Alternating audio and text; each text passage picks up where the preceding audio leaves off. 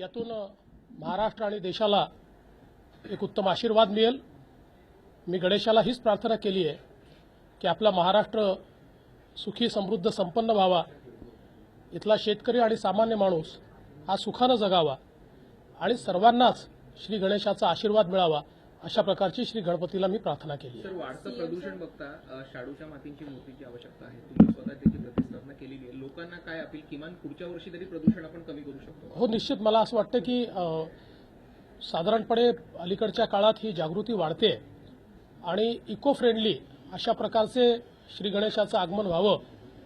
पर्यावरणपूरक गणेशोत्सव हा साजरा करण्याचा एक मोठ्या प्रमाणात आता कार्यक्रम सुरू झाला आहे। घरोघरी लोक शाडूच्या मातीची असेल किंवा ज्याला आपण जैविक म्हणतो किंवा बायोडिग्रेडेबल म्हणतो, अशा प्रकारचे जे काही गोष्टी असतील त्याची मूर्तीची स्थापना ही अलीकडच्या काळात करायला लागली आहेत। एका तर मुंबईतल्या मूर्तिकारानं ट्री गणेश तयार केला आहे की ज्यातनं गणेशाचं विसर्जन केल्यानंतर त्यातनं झाड तयार होतं।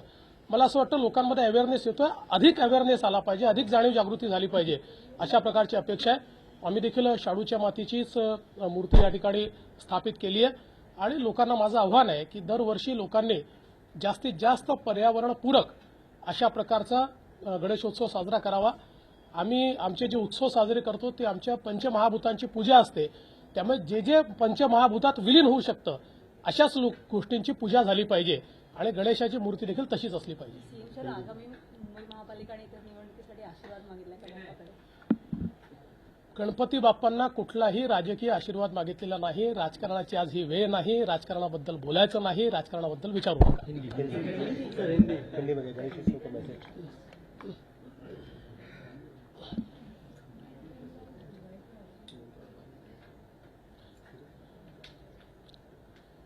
महाराष्ट्र और देश के तमाम बहनों भाइयों को मैं गणेश पर्व की बहुत बहुत शुभकामनाएं देता हूं। श्री गणेश ये हमारे आराध्य दैवत है। श्री गणेश ये बुद्धि की देवता है और इसलिए श्री गणेश से प्रार्थना करता हूं कि हम सभी को सकारात्मक बुद्धि मिले, सकारात्मक ऊर्जा मिले।